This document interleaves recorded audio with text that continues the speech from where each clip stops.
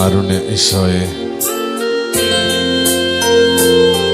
ഹൃദയം നിറഞ്ഞ സന്തോഷത്തോടെ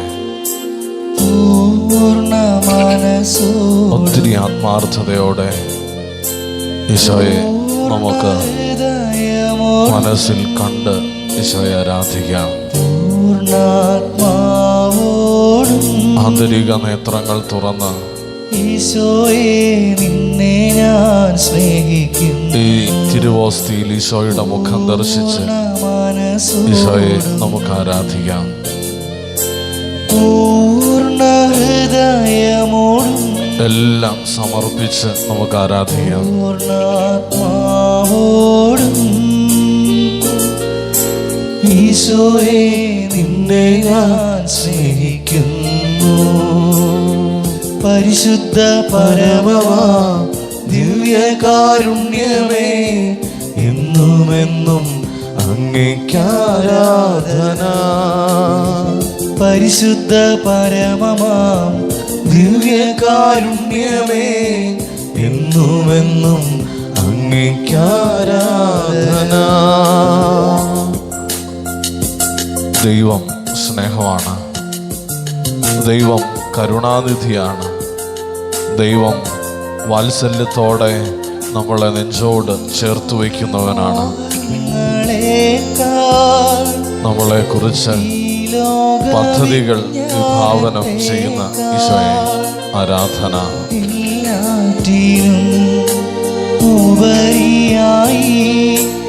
ഈശോയെ നിന്നെ ഞാൻ സ്നേഹിക്കുന്നു. ഈശോയെ ആരാധന.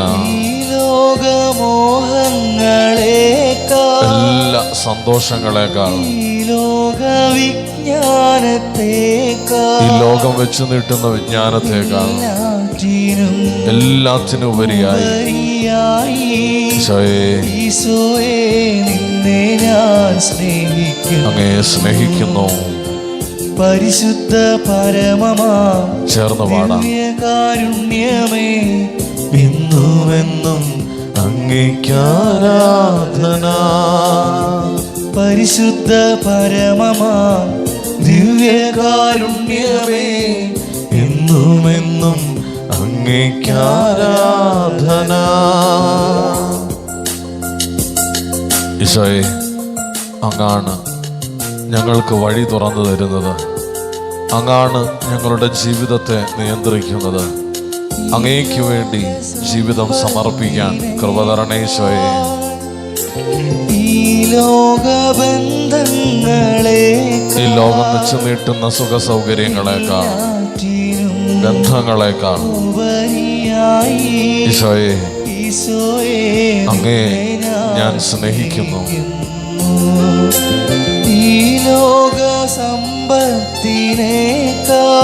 എല്ലാത്തിനുപരിയായി, ഈ ലോകബന്ധങ്ങളേക്കാൾ, എല്ലാറ്റിനുപരിയായി ഈശോയെ ഉപരിയായി അങ്ങേ സ്നേഹിക്കുന്നു. ഈശോയെ നിന്നെ ഞാൻ സ്നേഹിക്കുന്നു. അങ്ങ് മാത്രം മതി ഈശോയെ. പരിശുദ്ധ പരമമാ ദിവ്യകാരുണ്യമേ, എന്നുമെന്നും അങ്ങേക്കാരാധന. പരിശുദ്ധ പരമമാ ദിവ്യകാരുണ്യമേ, എന്നുമെന്നും അങ്ങേക്കാരാധന.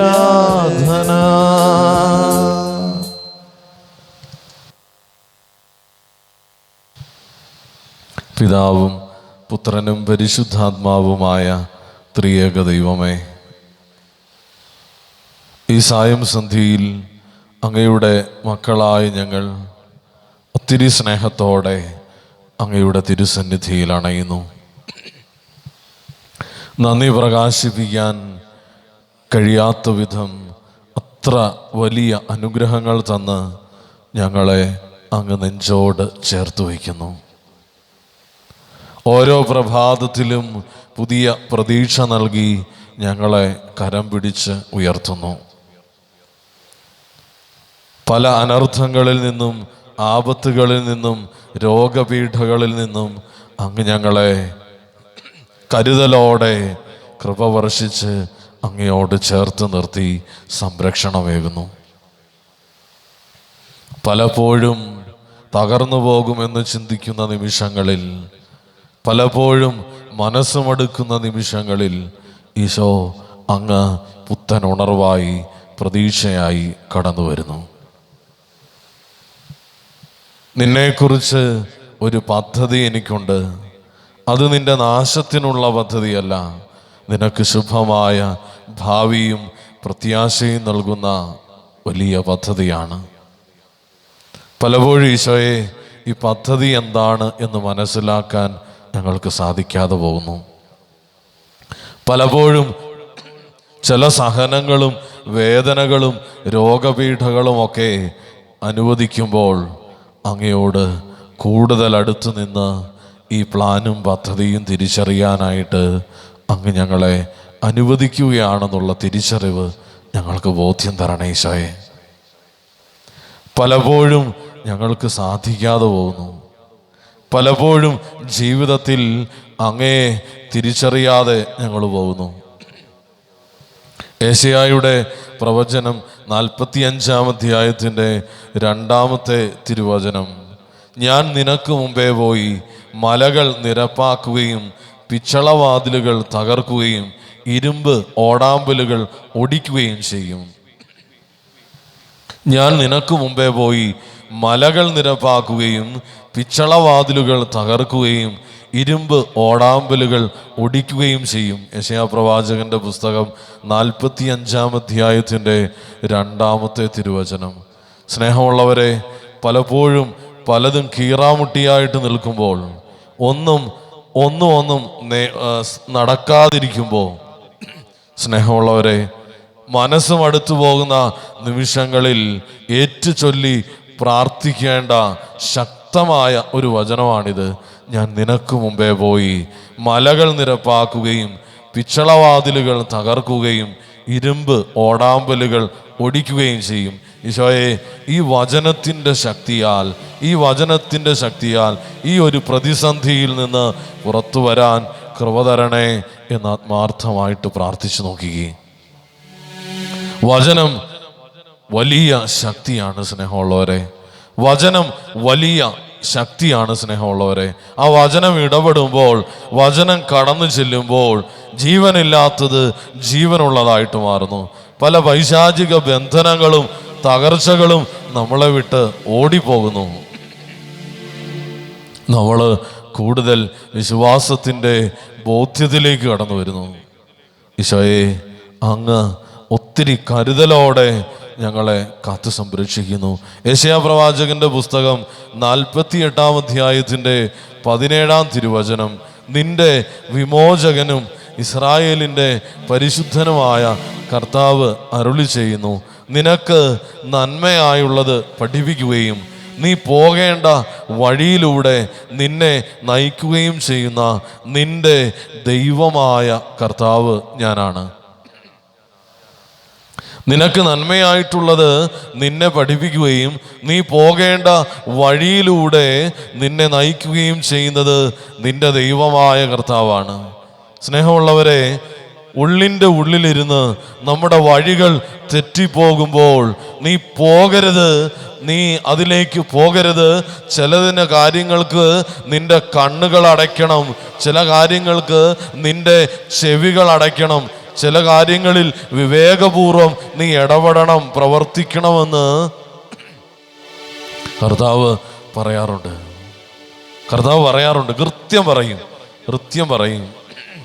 പക്ഷേ കേൾക്കാൻ മനസ്സുണ്ടോ എന്നുള്ളതാണ് പ്രധാനം.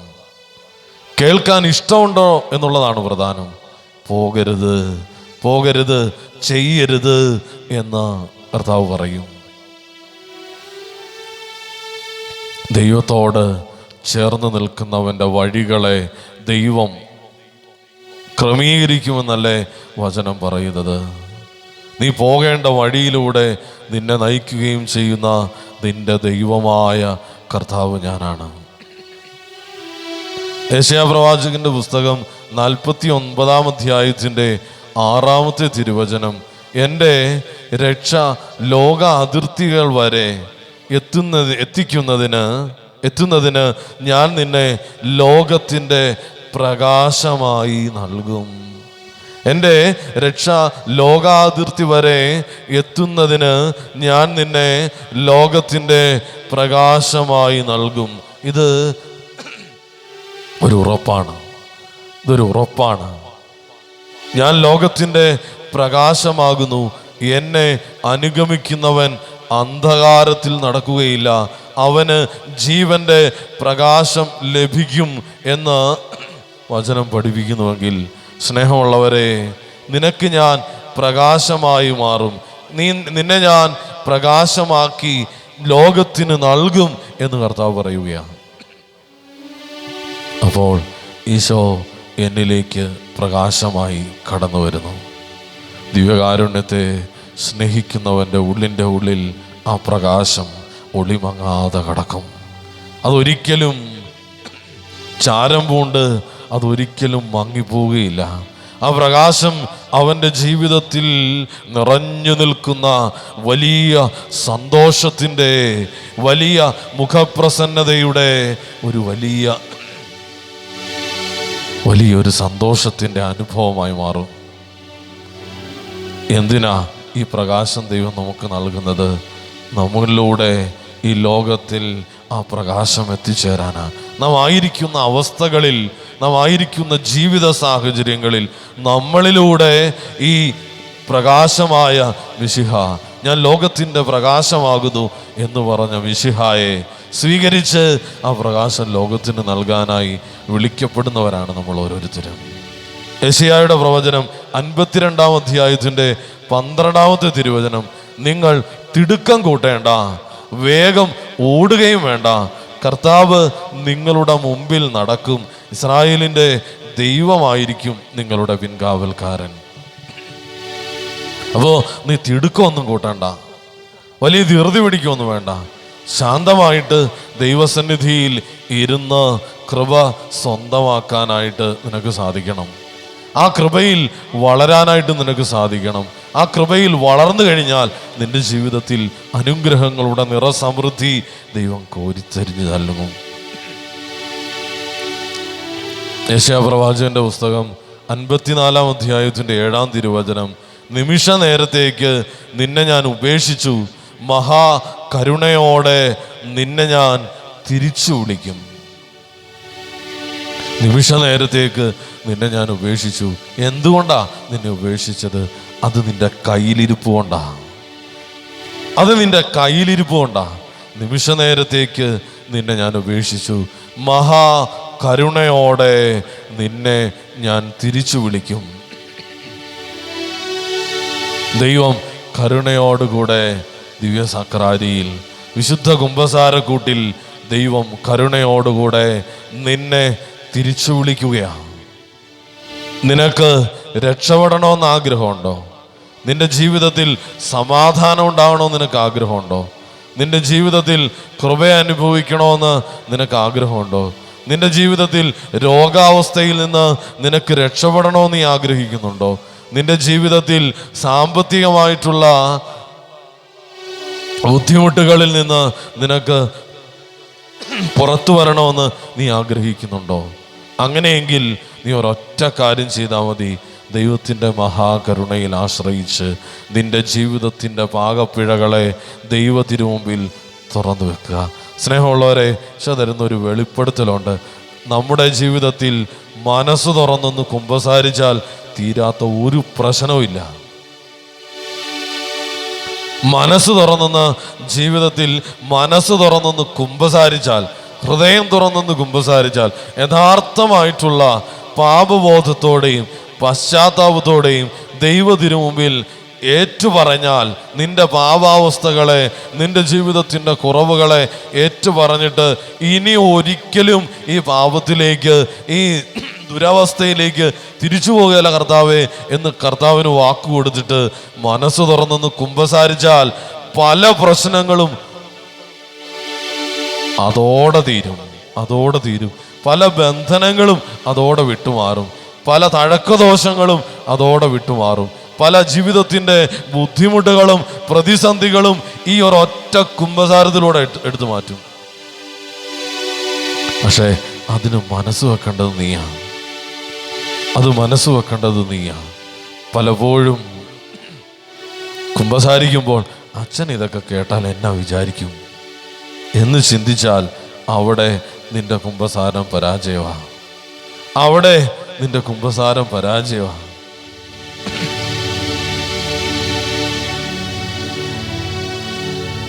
നീ ഒത്തിരി തീക്ഷ്ണതയോടെ നിന്റെ ജീവിതത്തെ വിശുദ്ധീകരിക്കണമെന്നുള്ള ആഗ്രഹത്തോടെ ഒന്ന് മനസ്സ് തുറന്ന് കുമ്പസാരിച്ചു നോക്കി. എല്ലാം ഒന്നും മറച്ചു വെക്കാതെ എല്ലാം ദൈവത്തിന് മുമ്പിൽ ഏറ്റുപറഞ്ഞു നോക്കിയേ. അവിടെ രക്ഷയുടെ വാതായനം, രക്ഷയുടെ കവാടം നിനക്ക് വേണ്ടി ദൈവം തുറന്നു വയ്ക്കും. രക്ഷയുടെ കവാടം നിനക്ക് വേണ്ടി ദൈവം തുറന്നു വയ്ക്കും. ദൈവത്തിന് മുമ്പിൽ എളിമയോടെ ആയിരുന്ന ഈശോയെ, എനിക്ക് തെറ്റിപ്പോയി, ഈശോയെ അങ്ങയെ തിരിച്ചറിയാൻ എനിക്ക് സാധിക്കാതെ പോയി, അല്ലെങ്കിൽ ഞാൻ മനസ്സ് വെച്ചില്ല. ഈ വലിയ ഒരാഗ്രഹം മനസ്സിലൊതുപ്പിച്ച് ഈശോയെ നമുക്ക് സ്തുതിച്ച് ആരാധിച്ച് പാടി പ്രാർത്ഥിക്കാം.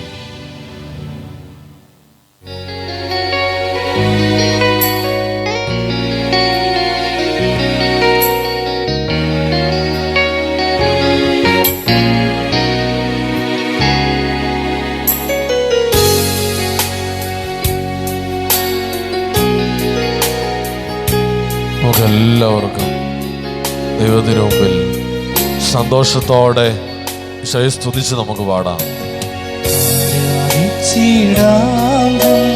ഒരുമിച്ച് നമുക്ക് പാടാം. ആരാധിക്കുമ്പോൾ അവദാനം പാടിടാം. പൂജിതമാ രക്ഷാനാമം വാഴ്ത്തി പാടാം. പദമലരിൽ താണു വീണു വന്നിച്ചിട ആത്മനാഥാന നിന്നിൽ ചേരണം. എൻ മനസ്സിൽ നീ വീണാൽ വാഴേണം. എല്ലാം സമർപ്പിച്ചേ. താളത്തോട് ചേർന്ന് എല്ലാം ഈശോയ്ക്ക് കൊടുത്തേ. സന്തോഷത്തോടെ എല്ലാം വിട്ടുകൊടുത്തേ. പൂർണ്ണ ജീവിതത്തിലെ സങ്കടങ്ങളും സന്തോഷങ്ങളും എല്ലാം വിട്ടുകൊടുത്തേ. നിഷ്കളങ്കതയോടെ ഈശോയുടെ മുമ്പിലായിരുന്നേ. സമർപ്പിക്കുന്നേ എൻ പാപമേതും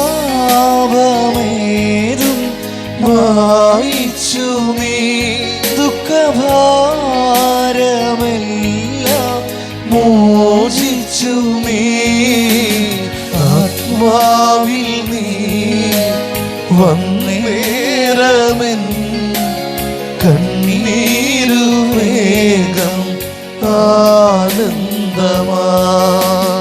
ആത്മാവിൽ നീ ആരാധന വന്നേരമെൻ കണ്ണീരു വേഗം ആനന്ദമാ. വിശ്വസിച്ചാൽ നീ ദൈവ മഹത്വം ദർശിക്കും. എൻ്റെ ഈശോ എൻ്റെ കണ്ണുനീരൊപ്പുന്നു. എൻ്റെ ഈശോ എനിക്ക് രോഗാവസ്ഥയിൽ നിന്ന് എന്നെ സുഖപ്പെടുത്തുന്നു. എൻ്റെ ഈശോ ഞാൻ പ്രാർത്ഥിച്ചത് കേട്ട് എനിക്ക് തരുന്നു. ഒരു ബലിയായി ഞാനും ജീവിക്കുന്നേ. എൻ്റെ സന്തോഷത്തോടെ നമുക്ക് പാടാം. സമർപ്പിക്കുന്നു പ്രിയനായി എന്നെ സ്വീകരിക്കൂ. നീ എനിക്ക് ബഹുമാന്യനും പ്രിയങ്കരനും അമൂല്യനുമാണ്. ഈശോയെ, സന്തോഷത്തോടെ മക്കൾക്കടുത്ത സ്വാതന്ത്ര്യത്തോടെ ഞങ്ങൾ അങ്ങേ ആരാധിക്കുന്നു. അതിനാഥനും നീ മാത്രമീശോ മിശിഹായേ. ഈശോ ആരാധന, ആരാധന, ഈശോയെ ആരാധന, ആരാധിക്കുമ്പോൾ ആരാധന. പൂജിതമാം രക്ഷാനാമം വാഴ്ത്തി പാടാം.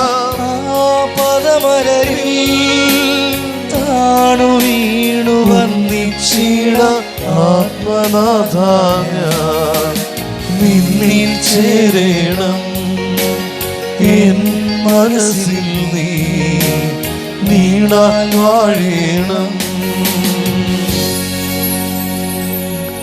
ഈശോയെ, എത്ര സന്തോഷത്തോടെ അങ്ങയെ സ്തുതിക്കാൻ അത്രമേൽ കൃപ തന്ന് ഞങ്ങളെ നിന്റെ തിരുമുമ്പിൽ അങ്ങ് സ്വന്തമാക്കി സ്വീകരിച്ചു.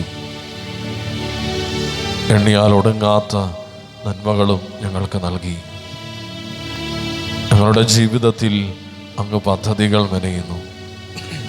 സുഭാഷിതങ്ങളുടെ പുസ്തകം 28-ാം അധ്യായത്തിൻ്റെ ഏതാനും ചില വചനങ്ങൾ നമ്മുടെ ധ്യാന വിഷയമാക്കാം.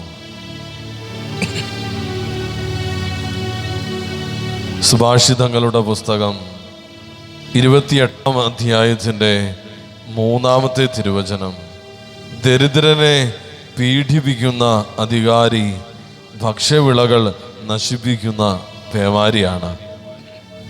നിയമം ലംഘിക്കുന്നവൻ ദുഷ്ടരെ പ്രശംസിക്കുന്നു, നിയമം പാലിക്കുന്നവൻ അവരോട് ഏറ്റുമുട്ടുന്നു.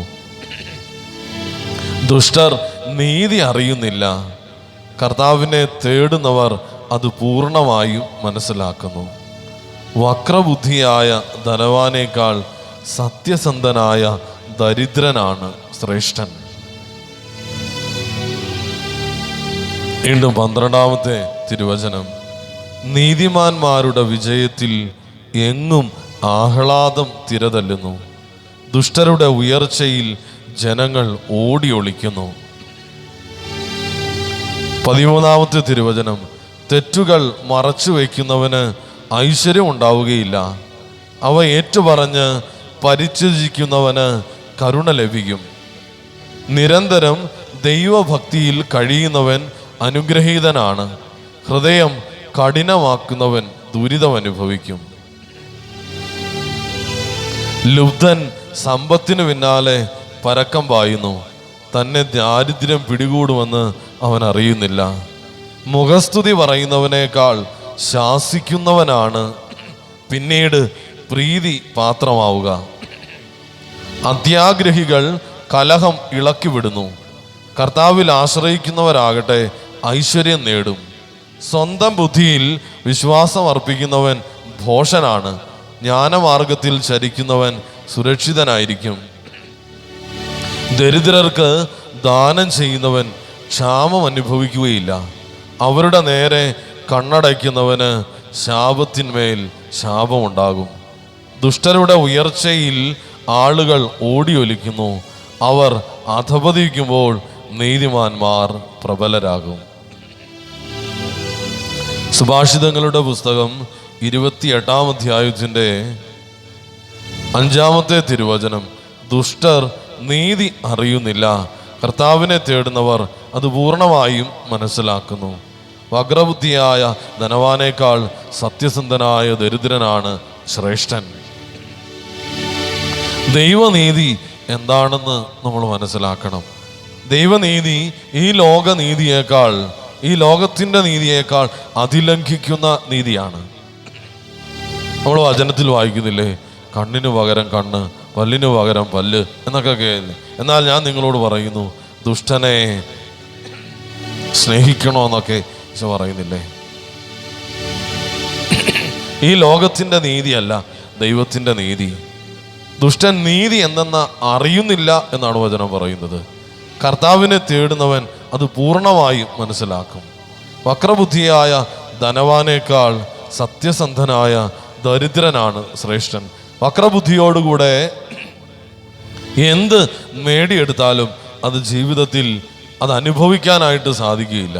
സമാധാനവും സന്തോഷത്തോടുകൂടെ വക്രബുദ്ധിയോടുകൂടെ സമ്പാദിച്ചത് ഒന്നും കൊണ്ട് ഈ ലോകത്ത് ജീവിക്കാനായിട്ട് സാധിക്കുകയില്ല, സമാധാനം ഉണ്ടാകുകയില്ല. ഇത് ആരെങ്കിലും അടുത്ത വക്രബുദ്ധിയിൽ എൻ്റെ കയ്യിൽ നിന്ന് തട്ടിക്കൊണ്ടു പോകുമോ എന്ന് പേടിച്ചിട്ട് ഒരിക്കലും മനസമാധാനത്തോടെ ഉറങ്ങാൻ പറ്റുകയില്ല.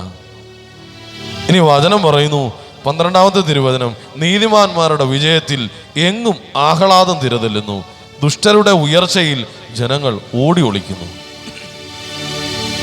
നീതിമാന് ഒത്തിരിയേറെ അവൻ ദൈവത്തിൽ ആശ്രയിച്ച് അവൻ ഉയർന്നു വരുമ്പോൾ അവനിലൂടെ കൃപ സ്വന്തമാക്കാം, അവനിലൂടെ അനുഗ്രഹം സ്വന്തമാക്കാം എന്ന് മനസ്സിലാക്കുന്നവർ അവൻ്റെ അടുത്തേക്ക് ഓടിയെത്തി ദൈവകൃപ സ്വന്തമാക്കാനായിട്ട് ശ്രമിക്കും.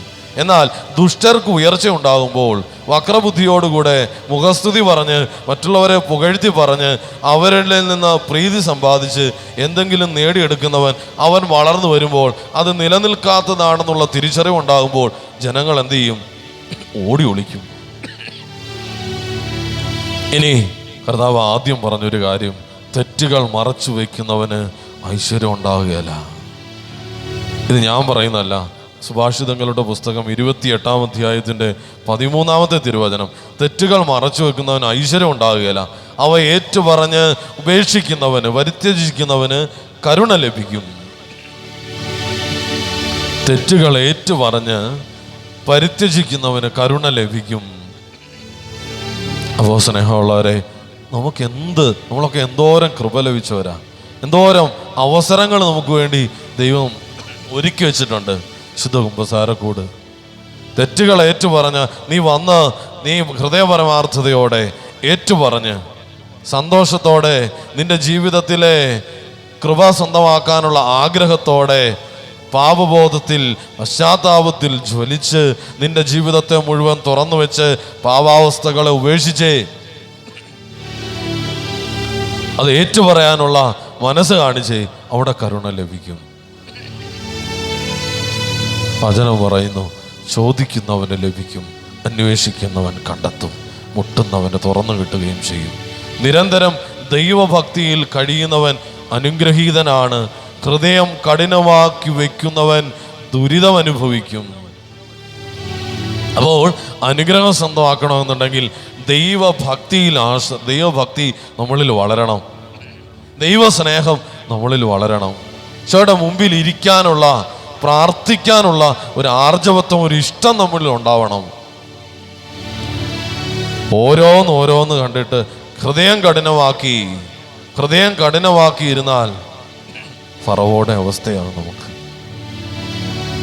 അവൻ വീണ്ടും കുറെ അനർത്ഥങ്ങൾ സ്വന്തമാക്കുന്നതിന് വേണ്ടി അവന്റെ ഹൃദയം കഠിനമാക്കിയെന്ന് വചനം പഠിപ്പിക്കുന്നില്ലേ? ഇനി പിശുക്കൻ ലുബ്ധൻ സമ്പത്തിനു പിന്നാലെ പരക്കം പായുന്നു. തന്നെ ദാരിദ്ര്യം പിടികൂടുവെന്ന് അവൻ അറിയുന്നില്ല. സ്നേഹമുള്ളവരെ, ഉള്ളത് കൊണ്ട് സന്തോഷത്തോടുകൂടെ ജീവിക്കാൻ ശ്രമിക്കുമ്പോൾ ഉണ്ടല്ലോ, ഒരു മനസ്സിനൊരു സന്തോഷമുണ്ട്. ഉള്ളിൻ്റെ ഉള്ളിൽ ഒരു വലിയൊരു എന്തെന്നില്ലാത്തൊരു സന്തോഷം അങ്ങ് നിറയും. പക്ഷേ ലുബ്ധിച്ച് ഉള്ളത് കൊണ്ട് പോലും സന്തോഷം അനുഭവിക്കാതെ, ഉള്ളത് കൊണ്ട് ദൈവം തന്ന ദാനങ്ങളിൽ സന്തോഷിക്കാതെ, അതുകൊണ്ട് സന്തോഷത്തോടുകൂടെ ജീവിക്കാതെ, കിട്ടിയില്ലല്ലോ എന്നോർത്ത് ഓർത്തോർത്തോർത്ത് കരഞ്ഞുകൊണ്ടിരുന്നാൽ എന്ത് സംഭവിക്കും? ദാരിദ്ര്യം അവനെ പിടികൂടുന്ന വചനം പറയുന്നത്. മുഖസ്തുതി പറയുന്നവനേക്കാൾ ശാസിക്കുന്നവനാണ് പിന്നീട് പ്രീതിപാത്രമാവുക. പലപ്പോഴും നമ്മുടെ വ്യക്തി ജീവിതത്തിൽ നാം തിരിച്ചറിയേണ്ട ഏറ്റവും വലിയൊരു തിരിച്ചറിവാണിത്. പലപ്പോഴും പലരും നമ്മളെ പുകഴ്ത്തി കൊണ്ട് ആകാശത്തോളം അങ്ങ് ഉയർത്തി വെക്കും. ഒരു നിമിഷാർത്ഥത്തിൽ ടപ്പേന്നെടുത്ത് താഴോട്ട് വിടും. എന്നാൽ നമ്മളെ വഴക്ക് പറയുന്നവനുണ്ടല്ലോ, അവൻ്റെ ഉള്ളിൻ്റെ ഉള്ളിൽ നമ്മൾ നന്നാകണം, വളരണമെന്നുള്ളൊരാഗ്രഹമാണ്. മുഖസ്തുതി പറയുന്നതിനേക്കാൾ ശാസിക്കുന്നവനാണ് പ്രീതിപാത്രമാവുക. നമ്മൾ സ്കൂളിലൊക്കെ പഠിച്ചുകൊണ്ടിരുന്ന സമയത്ത് നമ്മളെ ഒത്തിരി ചെവിക്ക് പിടിച്ച് അല്ലെങ്കിൽ വഴക്ക് പറഞ്ഞ് ചിലപ്പോൾ അടിയൊക്കെ തന്ന് നമ്മളെ പഠിപ്പിച്ച ടീച്ചേഴ്സിനെ നമ്മൾ പലപ്പോഴും ഓർക്കാറില്ലേ? ഞാൻ ഓർക്കാറുണ്ട്, ഒത്തിരി അടിയൊക്കെ കിട്ടിയിട്ടുണ്ട്. പക്ഷെ ഓർക്കാറുണ്ട്, എന്തുകൊണ്ടാണെന്നറിയാവോ? അന്ന് ആ തല്ല് കിട്ടിയത് കൊണ്ടാണ് ഇന്ന് ഇങ്ങനെയൊക്കെ നിൽക്കാൻ പറ്റുന്നതെന്ന് പിന്നീട് തോന്നും. അന്നേരം തോന്നുകയല്ല. അന്നേരം ഉള്ളിൻ്റെ ഉള്ളിൽ 4 ചീത്ത പറയാനൊക്കെ ആയിട്ട് ആ ടീച്ചറിന് ചീത്ത പറയാനായിട്ടൊക്കെ തോന്നിയിട്ടുണ്ടാവും. പക്ഷേ കാലം കടന്നുപോയി, വളർന്ന് വലുതായി ജീവിതത്തിൻ്റെ ഒരു നല്ല അവസ്ഥയിലെത്തുമ്പോൾ തിരിഞ്ഞു നോക്കുമ്പോൾ അന്ന് കിട്ടിയ ഒരടിയുടെ ചൂട് ഇപ്പോഴും ഓർക്കും. അന്ന് കിട്ടിയ ഒരു ചെവിക്ക് വിടുന്നതിൻ്റെ അതിപ്പോഴും ഓർക്കും. അതോർത്ത് തമ്പുരാന് നന്ദി പറയും. അന്ന് ആ ചെവിക്ക് പിടിക്കാൻ, ഒരു തല്ല് തരാൻ, എന്നെ ഒന്ന് വഴക്ക് പറഞ്ഞ് തിരുത്താനായിട്ട് ആ ഒരു അധ്യാപകൻ ഉണ്ടായിരുന്നല്ലോ, ആ ഒരു സിസ്റ്റർ ഉണ്ടായിരുന്നല്ലോ, ആ ഒരു അച്ഛൻ ഉണ്ടായിരുന്നല്ലോ. അതുകൊണ്ടാണ് ഞാൻ ഇന്ന് ഇത്രയുമൊക്കെ എത്തിച്ചേർന്നത്, ജീവിതത്തിൽ ഇത്രയൊക്കെ സമ്പാദിക്കാനും വളരാനും ഇത്രയും നല്ല നിലയിൽ എത്താനായിട്ട് സാധിച്ചത്. പക്ഷേ സ്നേഹമുള്ളവരെ, പലപ്പോഴും നമുക്കിഷ്ടം മുഖസ്തുതി പറയുന്നവരെയാ, നമ്മളെ പുകഴ്ത്തി പറയുന്നവരോടാ നമുക്ക് ഒത്തിരി സ്നേഹം, ഒത്തിരി ഇഷ്ടം. പക്ഷേ നമ്മളെ വഴക്ക് പറയുന്നവരോടോ, നമ്മളെ ഒന്ന് തിരുത്താൻ ആഗ്രഹിക്കുന്നവരോടോ നമ്മൾ ഒട്ടും ഇഷ്ടപ്പെടുകയില്ല. കാരണം അവരെ നമ്മൾ 100% വെറുക്കും. കാരണം എന്നാ, അവർ നമ്മളെക്കുറിച്ച് ഒരു നല്ലത് പറയുന്നില്ലല്ലോ എന്നൊക്കെ നമ്മൾ ചിന്തിക്കും. പക്ഷേ ഉള്ളിൻ്റെ ഉള്ളിൽ നമ്മുടെ നന്മ ആഗ്രഹിച്ചുകൊണ്ടാണ് അവർ പലപ്പോഴും നമ്മളെ തിരുത്താനും വഴക്ക് പറയാനായിട്ടൊക്കെ ശ്രമിക്കുന്നത്. ഒരു തിരിച്ചറിവായിട്ട് നമ്മളിത് മനസ്സിലാക്കണം. ഇനി അത്യാഗ്രഹികൾ കലഹം ഇളക്കി വിടുന്നു, കർത്താവിൽ ആശ്രയിക്കുന്നവരാകട്ടെ ഐശ്വര്യം നേടും. ജീവിതത്തിൽ ഒരു വളർച്ചയും സ്വന്തമാക്കാത്തവരാണ് അത്യാഗ്രഹികൾ. എത്ര കിട്ടിയാലും തികയാത്തവര്, എത്ര എത്ര എത്ര അനുഗ്രഹം കിട്ടിയാലും പോരാ എന്ന് പറഞ്ഞിട്ട് മറ്റുള്ളവന് കിട്ടുന്നതിനെ കുറിച്ച് ഓർത്ത് കുറ്റം പറഞ്ഞുകൊണ്ടിരിക്കുന്നവര്. അത്യാഗ്രഹികൾ അവരെന്ത് ചെയ്യും? കലഹം ഇളക്കി വിടും. കാരണം എന്നാ, മറ്റുള്ളവന് തങ്ങളെക്കാളും കൂടുതൽ എന്തെങ്കിലും ഒരു അനുഗ്രഹം കിട്ടിയാൽ, എന്തെങ്കിലും ഒരു പരിഗണന കിട്ടിയാൽ അത് ഒരിക്കലും അംഗീകരിക്കത്തില്ല, ഒരിക്കലും അംഗീകരിക്കാൻ പറ്റുകയില്ല അവരെ സംബന്ധിച്ചിടത്തോളം. അത്യാഗ്രഹികൾ കലഹം ഇളക്കി വിടുന്നു. കർത്താവിൽ ആശ്രയിക്കുന്നവരാകട്ടെ ഐശ്വര്യം നേടും. അപ്പൊ എന്ത് ചെയ്യണം?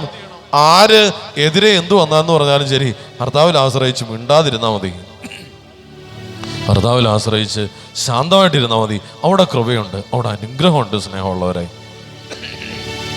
സ്വന്തം ബുദ്ധിയിൽ വിശ്വാസം അർപ്പിക്കുന്നവൻ ഭോഷനാണ്, ജ്ഞാനമാർഗത്തിൽ ചരിക്കുന്നവൻ സുരക്ഷിതനായിരിക്കും. അപ്പോൾ സ്വന്തം ബുദ്ധി ആശ്രയിക്കുന്നവൻ, നമ്മുടെ ബുദ്ധിശക്തിയിൽ ആശ്രയിച്ച് ഒരാൾക്കെതിരെ ഒരു പദ്ധതി എന്തെങ്കിലും നമ്മൾ മെനഞ്ഞിട്ട് പലപ്പോഴും തകർന്നു പോയിട്ടുണ്ടെങ്കിൽ കാരണം എന്നാണെന്നറിയാമോ? നമ്മുടെ ബുദ്ധിശക്തിയെക്കാട്ടിലും ദൈവത്തിൻ്റെ കരുണയിൽ ആശ്രയിച്ച് പ്രാർത്ഥിക്കുന്ന, വിളിച്ചപേക്ഷിക്കുന്ന ഒരു വ്യക്തിയെ സംബന്ധിച്ചിടത്തോളം നമ്മുടെ ബുദ്ധിക്കും അതിലംഘിക്കുന്ന ദൈവകൃപ ആ വ്യക്തിയിലേക്ക് ഒഴുകുമ്പോൾ തൊടാൻ പറ്റുകയില്ല. നമ്മുടെ പദ്ധതികളും നമ്മുടെ മാനുഷികമായിട്ടുള്ള നമ്മൾ വിഭാവനം ചെയ്യുന്ന പദ്ധതികളും ഒക്കെ നിമിഷാർത്ഥത്തിൽ ധൂളി പോലെ, പൊടി പോലെ പറന്ന് വിദൂരതയിലേക്ക് പോകും. തൊടാൻ പറ്റുകയില്ല. കാരണം കർത്താവ് കൂടെയുണ്ട്. കർത്താവ്